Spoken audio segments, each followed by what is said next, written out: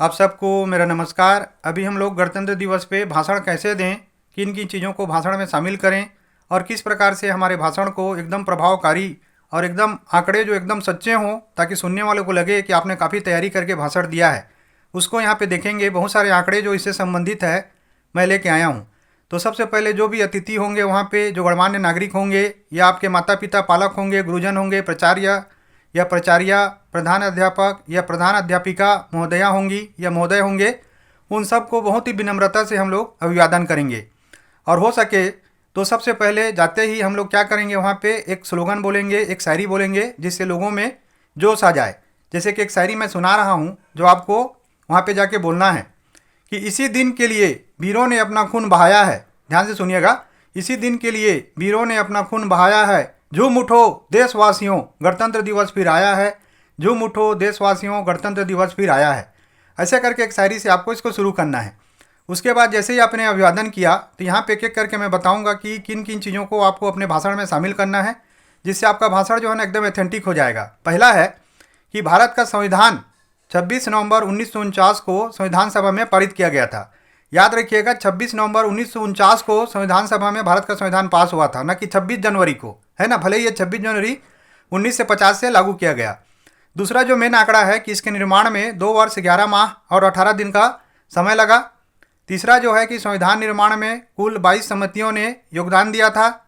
और जो सबसे प्रमुख किरदार है जिसके कारण हमारा संविधान जो है आसपास के सारे देश, जैसे कि हम देखते हैं पाकिस्तान, म्यांमार, अफगानिस्तान, बांग्लादेश, इसकी तुलना में हमारा देश जो ज़्यादा सफल हुआ, उसके लिए एक ही महापुरुष जिम्मेदार हैं। वो हैं हमारे संविधान के निर्माता डॉक्टर बाबा साहेब भीमराव अंबेडकर जी। इनका उल्लेख आपको भाषण में ज़रूर करना है।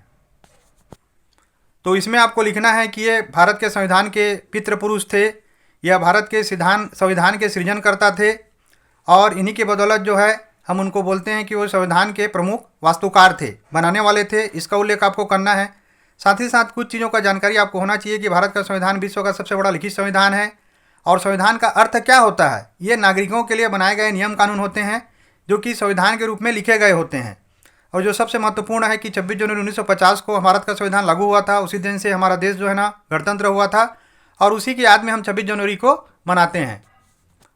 देखिए 26 जनवरी को क्या होता है ना कि दूसरे देश के किसी प्रमुख को हमारे देश में मुख्य अतिथि के रूप में बुलाया जाता है। जैसे इस बार मिस्र के राष्ट्रपति को बुलाया जा रहा है।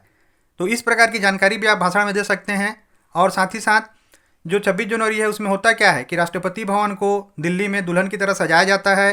राष्ट्रपति की सवारी निकलती है, क्योंकि राष्ट्रपति संपूर्ण राष्ट्र के प्रतीक होते हैं। राजपथ पर 26 जनवरी का परेड निकलता है।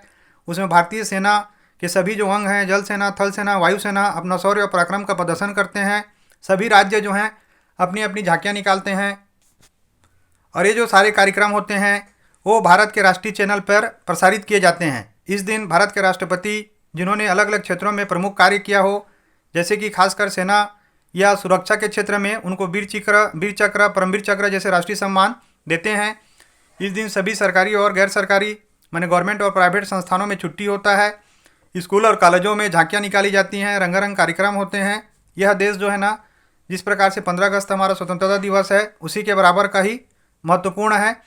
और 26 जनवरी या गणतंत्र दिवस हमारे देश में इस चीज़ का प्रतीक है कि सभी लोग बराबर हैं, सभी लोगों को यहाँ पे समान अवसर है, जिसके कारण भारत की एकता जो है ना अक्षुण्ण है, और भारत की संप्रभुता भी अक्षुण्ण है। और साथ ही साथ हर व्यक्ति जो भारत का नागरिक है वो भारत के नागरिक होने में गर्व का अनुभव करता है।